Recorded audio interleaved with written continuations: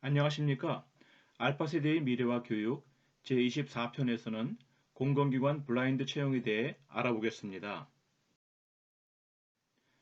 먼저 블라인드 채용 경험 사례를 말씀드리고 공공기관 블라인드 채용이 어떻게 이루어지는지, 블라인드 채용에 대비하는 방법이 무엇인지 알아보겠습니다. 저는 공공기관에서 오랫동안 일하였고 또 임원으로 활동하면서 많은 채용에 참여하였습니다. 2017년부터 모든 공공기관은 블라인드 채용을 도입하였습니다. 블라인드 채용에서는 서류에 다음의 사항을 기입하지 못합니다. 나이, 사진, 출신 대학, 전공, 가족관계, 출신 지역 등이 그것입니다. 지원서의 제일 앞장에 있는 내용들 가운데 중요한 사항들이 다 빠지는 것이죠. 대신 자기소개서와 경력을 기록하게 되어 있습니다. 자기소개서 항목은 직무 수행 능력과 직업 기초 능력으로 구성되는데 자기소개서 작성 시 각각의 항목에 대해 자신의 경험을 역량 위주로 작성해야 합니다. 특히 자신이 갖춘 능력을 작성하도록 하고 있습니다. NCS라고 하는데요. 국가직무능력 표준에 따라 서류 전형에서 자신의 직무 적합성을 제시하여야 합니다.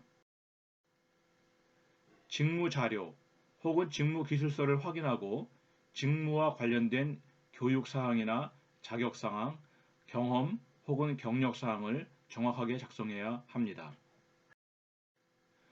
면접 전형의 경우 구조화된 직무 수행 능력 기반의 면접으로 진행되는데 면접관들은 지원자에게 선입견을 가질 수 있는 성장 배경, 가정 환경 등의 질문을 하지 않도록 되어 있습니다. 이는 오로지 지원자의 직무 수행 능력을 평가하기 위한 것입니다. 블라인드 채용 서류 심사와 면접 심사에 참여하였을 때 처음에는 크게 당황하였습니다. 정보가 충분하지 못하다 보니 어떤 기준으로 사람을 뽑아야 할지 고민이 많았습니다. 자연스럽게 전문성과 능력을 중심으로 채용할 수밖에 없는 상황이 되었고요. 서류 전형과 면접 전형에서 능력과 전문성을 어느 정도 갖추고 있는지 세밀히 검토할 수밖에 없었습니다. 그동안 한국은 학력사회였습니다. 공고한 학벌 문화가 여전히 우리의 의식과 가치관을 지배하고 있습니다. 블라인드 채용은 학력사회가 능력사회로 변하는 것을 의미합니다. 2017년부터 블라인드 채용이 도입된 이후 실제로 출신 지역이 다양화되고 출신 대학도 다양화되고 있습니다. 능력이 있으면 누구든지 공공기관에 취업하는 것이 가능한 시대가 온 것입니다.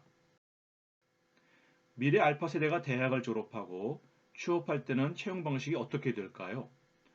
알파 세대가 취업하는 20년 후에는 모든 기업이 블라인드 채용을 할 것으로 전망됩니다. 공공기관과 더불어 민간 기업도 마찬가지일 것이라고 판단됩니다. 한마디로 능력만을 보고 사람을 선발한다는 것이지요. 그것이 20년 후에는 완전히 정착될 것이라고 생각합니다. 미래 블라인드 채용을 대비하는 첫 번째 방법은 능력을 갖추는 것입니다. 자신의 전문 분야에서 능력이 있다는 점을 보여주는 것이 가장 중요합니다. 둘째로 다양한 경험을 쌓는 것이 중요합니다. 능력은 경험을 통해 쌓여지게 됩니다. 특히 프로젝트 활동 경험은 다양한 능력을 쌓게 하는데 큰 도움이 됩니다. 가급적 초등학교 때부터 다양한 프로젝트 활동을 하는 것이 유리하다고 할 수 있습니다. 셋째, 능력을 쌓은 경험을 잘 기록하는 것이 필요합니다. 포트폴리오를 초등학교 때부터 작성하게 될 경우 대학 수시 입학이나 기업의 블라인드 채용에 유리하게 활용할 수 있습니다. 특히 수시 입학이나 블라인드 채용에서 자기소개서를 작성해야 하는데 요즘 인공지능이 필터링을 합니다. 그러나 포트폴리오를 잘 준비하게 되면 그 기록은 나만의 고유한 것이기 때문에 인공지능이 더 좋게 평가하고 높은 점수를 받게 될 것입니다. 다음 방송에서는 서울대를 포기하고 미네르바 스쿨을 진학하였던 사례에 대해 알아보도록 하겠습니다. 시청해 주셔서 감사합니다.